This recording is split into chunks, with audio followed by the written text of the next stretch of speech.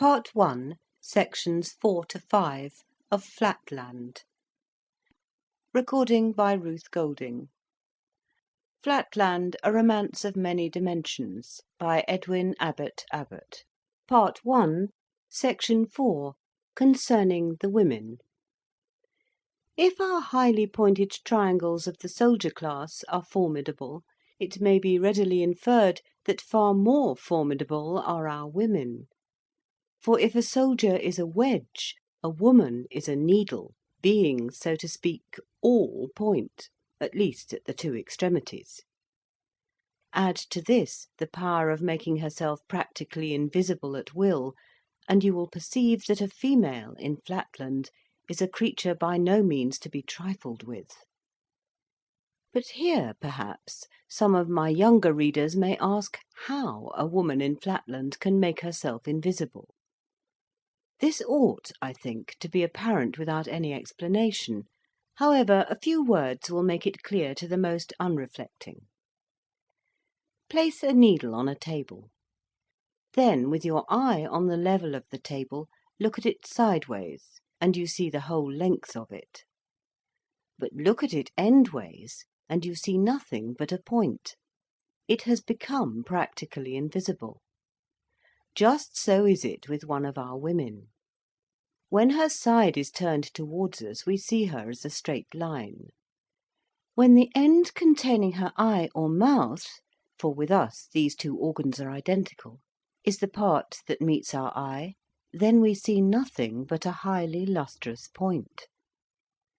But when the back is presented to our view, then, being only sublustrous, and indeed almost as dim as an inanimate object, her hinder extremity serves her as a kind of invisible cap. The dangers to which we are exposed from our women must now be manifest to the meanest capacity in Spaceland. If even the angle of a respectable triangle in the middle class is not without its dangers, if to run against a working man involves a gash, if collision with an officer of the military class necessitates a serious wound, if a mere touch from the vertex of a private soldier brings with it danger of death, what can it be to run against a woman except absolute and immediate destruction? And when a woman is invisible, or visible only as a dim sublustrous point, how difficult must it be even for the most cautious always to avoid collision. Many are the enactments made at different times in the different states of Flatland in order to minimise this peril, and in the southern and less temperate climates, where the force of gravitation is greater and human beings more liable to casual and involuntary motions, the laws concerning women are naturally much more stringent.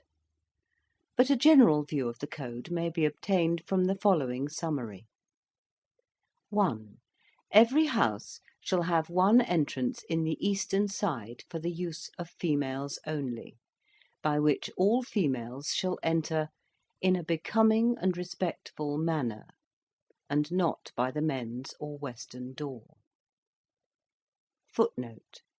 When I was in Spaceland, I understood that some of your priestly circles have in the same way a separate entrance for villagers, farmers, and teachers of board schools.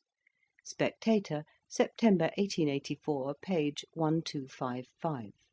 That they may approach in a becoming and respectful manner. End of footnote. 2. No female shall walk in any public place without continually keeping up her peace cry, under penalty of death. 3. Any female duly certified to be suffering from St. Vitus's dance, fits, chronic cold accompanied by violent sneezing, or any disease necessitating involuntary motions, shall be instantly destroyed. In some of the states there is an additional law forbidding females under penalty of death from walking or standing in any public place without moving their backs constantly from right to left, so as to indicate their presence to those behind them. Others oblige a woman, when travelling, to be followed by one of her sons or servants, or by her husband. Others confine women altogether to their houses, except during the religious festivals. But it has been found by the wisest of our circles or statesmen that the multiplication of restrictions on females tends not only to the debilitation and diminution of the race, but also to the increase of domestic murders, to such an extent that a state loses more than it gains by a too prohibitive code. For whenever the temper of the women is thus exasperated by confinement at home or hampering regulations abroad, they are apt to vent their spleen upon their husbands and children; and in the less temperate climates the whole male population of a village has been sometimes destroyed in 1 or 2 hours of simultaneous female outbreak. Hence the 3 laws mentioned above suffice for the better regulated states, and may be accepted as a rough exemplification of our female code. After all, our principal safeguard is found, not in legislature, but in the interests of the women themselves. For, although they can inflict instantaneous death by a retrograde movement, yet, unless they can at once disengage their stinging extremity from the struggling body of their victim, their own frail bodies are liable to be shattered. The power of fashion is also on our side. I pointed out that in some less civilized states no female is suffered to stand in any public place without swaying her back from right to left. This practice has been universal among ladies of any pretensions to breeding in all well-governed states, as far back as the memory of figures can reach. It is considered a disgrace to any state that legislation should have to enforce what ought to be, and is in every respectable female, a natural instinct. The rhythmical and, if I may say so, well-modulated undulation of the back in our ladies of circular rank is envied and imitated by the wife of a common equilateral, who can achieve nothing beyond a mere monotonous swing, like the ticking of a pendulum. And the regular tick of the equilateral is no less admired and copied by the wife of the progressive and aspiring isosceles, in the females of whose family no back motion of any kind has become as yet a necessity of life. Hence, in every family of position and consideration, back motion is as prevalent as time itself, and the husbands and sons in these households enjoy immunity, at least from invisible attacks. Not that it must be for a moment supposed that our women are destitute of affection, but unfortunately the passion of the moment predominates in the frail sex over every other consideration. This is, of course, a necessity arising from their unfortunate conformation. For as they have no pretensions to an angle, being inferior in this respect to the very lowest of the isosceles, they are consequently wholly devoid of brain power, and have neither reflection, judgment, nor forethought, and hardly any memory. Hence, in their fits of fury, they remember no claims and recognise no distinctions. I have actually known a case where a woman has exterminated her whole household, and half an hour afterwards, when her rage was over and the fragments swept away, has asked what has become of her husband and her children. Obviously, then, a woman is not to be irritated as long as she is in a position where she can turn round. When you have them in their apartments, which are constructed with a view to denying them that power, you can say and do what you like, for they are then wholly impotent for mischief, and will not remember a few minutes hence the incident for which they may be at this moment threatening you with death, nor the promises which you may have found it necessary to make in order to pacify their fury.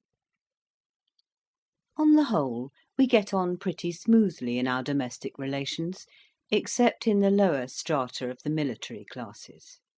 There the want of tact and discretion on the part of the husbands produces at times indescribable disasters.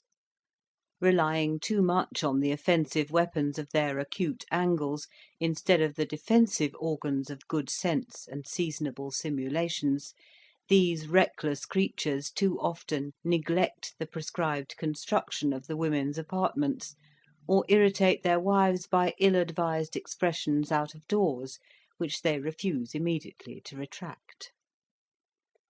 Moreover, a blunt and stolid regard for literal truth indisposes them to make those lavish promises by which the more judicious circle can in a moment pacify his consort. The result is massacre. Not, however, without its advantages, as it eliminates the more brutal and troublesome of the isosceles, and by many of our circles the destructiveness of the thinner sex is regarded as one among many providential arrangements for suppressing redundant population and nipping revolution in the bud.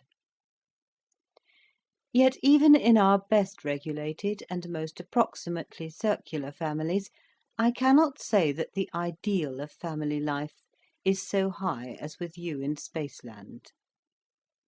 There is peace, in so far as the absence of slaughter may be called by that name, but there is necessarily little harmony of tastes or pursuits, and the cautious wisdom of the circles has ensured safety at the cost of domestic comfort. In every circular or polygonal household it has been a habit from time immemorial, and has now become a kind of instinct among the women of our higher classes, that the mothers and daughters should constantly keep their eyes and mouths towards their husband and his male friends, and for a lady in a family of distinction to turn her back upon her husband would be regarded as a kind of portent involving loss of status. But, as I shall soon show, this custom, though it has the advantage of safety, is not without its disadvantages. In the house of the working man or respectable tradesman, where the wife is allowed to turn her back upon her husband while pursuing her household avocations, there are at least intervals of quiet, when the wife is neither seen nor heard, except for the humming sound of the continuous peace cry. But in the homes of the upper classes there is too often no peace. There the voluble mouth and bright penetrating eye are ever directed towards the master of the household, and light itself is not more persistent than the stream of feminine discourse. The tact and skill which suffice to avert a woman's sting are unequal to the task of stopping a woman's mouth. And as the wife has absolutely nothing to say, and absolutely no constraint of wit, sense, or conscience to prevent her from saying it, not a few cynics have been found to aver that they prefer the danger of the death-dealing but inaudible sting to the safe sonorousness of a woman's other end. To my readers in Spaceland, the condition of our women may seem truly deplorable, and so indeed it is. A male of the lowest type of the isosceles may look forward to some improvement of his angle, and to the ultimate elevation of the whole of his degraded caste. But no woman can entertain such hopes for her sex. Once a woman, always a woman, is a decree of nature, and the very laws of evolution seem suspended in her disfavour. Yet at least we can admire the wise pre-arrangement which has ordained that, as they have no hopes, so they shall have no memory to recall, and no forethought to anticipate the miseries and humiliations which are at once a necessity of their existence and the basis of the constitution of Flatland. Section 5 of our methods of recognising one another. You, who are blessed with shade as well as light, you who are gifted with two eyes, endowed with a knowledge of perspective, and charmed with the enjoyment of various colours, you who can actually see an angle and contemplate the complete circumference of a circle in the happy region of the three dimensions, how shall I make clear to you the extreme difficulty which we in Flatland experience in recognizing one another's configurations? Recall what I told you above. All beings in Flatland, animate or inanimate, no matter what their form, present to our view the same or nearly the same appearance, viz., that of a straight line. How then can one be distinguished from another where all appear the same? The answer is threefold. The first means of recognition is the sense of hearing, which with us is far more highly developed than with you, and which enables us not only to distinguish by the voice our personal friends, but even to discriminate between different classes, at least so far as concerns the three lowest orders, the equilateral, the square, and the pentagon, for of the isosceles I take no account.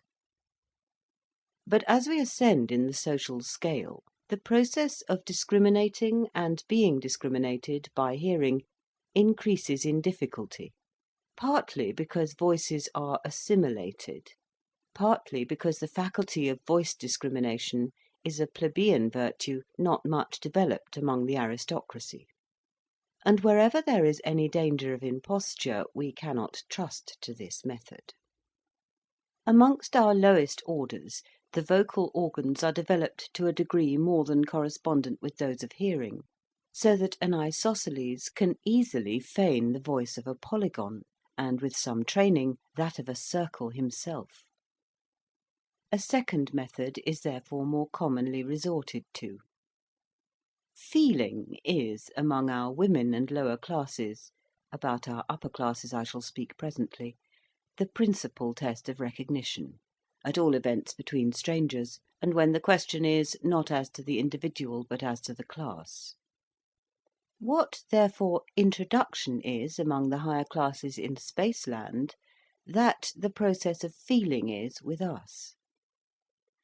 Permit me to ask you to feel and be felt by my friend Mr. So-and-so is, still among the more old-fashioned of our country gentlemen in districts remote from towns, the customary formula for a Flatland introduction.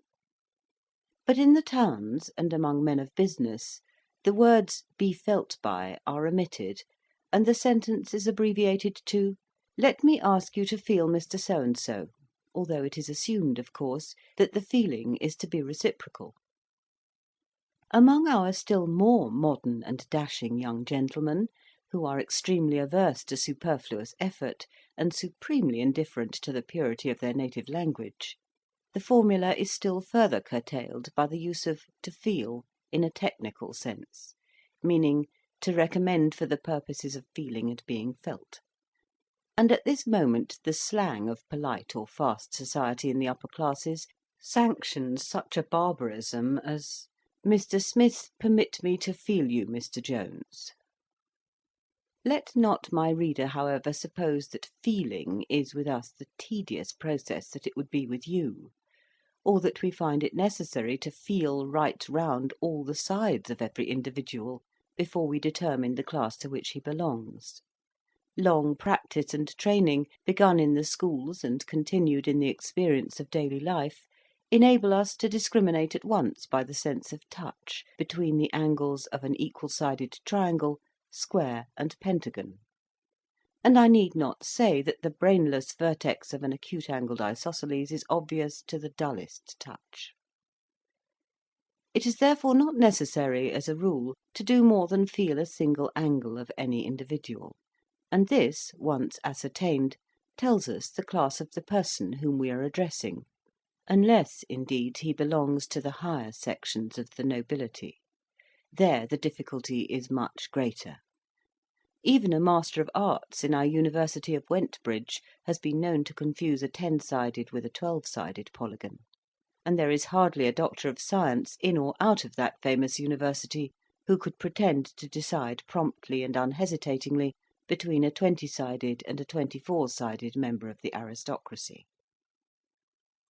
Those of my readers who recall the extracts I gave above from the legislative code concerning women will readily perceive that the process of introduction by contact requires some care and discretion. Otherwise the angles might inflict on the unwary feeler irreparable injury. It is essential for the safety of the feeler that the felt should stand perfectly still. A start, a fidgety shifting of the position, yes, even a violent sneeze, has been known before now to prove fatal to the incautious, and to nip in the bud many a promising friendship. Especially is this true among the lower classes of the triangles. With them, the eye is situated so far from their vertex that they can scarcely take cognizance of what goes on at that extremity of their frame. They are, moreover, of a rough, coarse nature, not sensitive to the delicate touch of the highly organised polygon. What wonder, then, if an involuntary toss of the head has ere now deprived the state of a valuable life? I have heard that my excellent grandfather, one of the least irregular of his unhappy isosceles class, who indeed obtained, shortly before his decease, 4 out of 7 votes from the Sanitary and Social Board for passing him into the class of the equal-sided, often deplored with a tear in his venerable eye a miscarriage of this kind, which had occurred to his great-great-great-grandfather, a respectable working man with an angle or brain of 59 degrees 30 minutes. According to his account, my unfortunate ancestor, being afflicted with rheumatism and in the act of being felt by a polygon, by one sudden start accidentally transfixed the great man through the diagonal, and thereby, partly in consequence of his long imprisonment and degradation, and partly because of the moral shock which pervaded the whole of my ancestor's relations, threw back our family 1.5 degrees in their ascent towards better things. The result was that in the next generation the family brain was registered at only 58 degrees, and not till the lapse of 5 generations was the lost ground recovered, the full 60 degrees attained, and the ascent from the isosceles finally achieved. And all this series of calamities from one little accident in the process of feeling. At this point, I think I hear some of my better educated readers exclaim, "How could you in Flatland know anything about angles and degrees or minutes? We can see an angle, because we in the region of space can see 2 straight lines inclined to one another. But you, who can see nothing but one straight line at a time, or at all events only a number of bits of straight lines all in one straight line, how can you ever discern any angle, and much less register angles of different sizes?" I answer that though we cannot see angles, we can infer them, and this with great precision. Our sense of touch, stimulated by necessity and developed by long training, enables us to distinguish angles far more accurately than your sense of sight, when unaided by a rule or measure of angles. Nor must I omit to explain that we have great natural helps. It is with us a law of nature that the brain of the isosceles class shall begin at 1/2 degree, or 30 minutes, and shall increase, if it increases at all, by 1/2 degree in every generation, until the goal of 60 degrees is reached, when the condition of serfdom is quitted and the freeman enters the class of regulars. Consequently, nature herself supplies us with an ascending scale or alphabet of angles for 1/2 degree up to 60 degrees, specimens of which are placed in every elementary school throughout the land. Owing to occasional retrogressions, to still more frequent moral and intellectual stagnation, and to the extraordinary fecundity of the criminal and vagabond classes, there is always a vast superfluity of individuals of the 1/2 degree and single degree class, and a fair abundance of specimens up to 10 degrees. These are absolutely destitute of civic rights, and a great number of them, not having even intelligence enough for the purposes of warfare, are devoted by the state to the service of education. Fettered immovably so as to remove all possibility of danger, they are placed in the classrooms of our infant schools, and there they are utilised by the Board of Education for the purpose of imparting to the offspring of the middle classes that tact and intelligence of which these wretched creatures themselves are utterly devoid. In some states the specimens are occasionally fed and suffered to exist for several years, but in the more temperate and better regulated regions it is found in the long run more advantageous for the educational interests of the young to dispense with food, and to renew the specimens every month, which is about the average duration of the foodless existence of the criminal class. In the cheaper schools, what is gained by the longer existence of the specimens is lost, partly in the expenditure for food, and partly in the diminished accuracy of the angles, which are impaired after a few weeks of constant feeling. Nor must we forget to add, in enumerating the advantages of the more expensive system, that it tends, though slightly yet perceptibly, to the diminution of the redundant isosceles population, an object which every statesman in Flatland constantly keeps in view. On the whole, therefore, although I am not ignorant that in many popularly elected school boards there is a reaction in favour of the cheap system, as it is called, I am myself disposed to think that this is one of the many cases in which expense is the truest economy. But I must not allow questions of school board politics to divert me from my subject.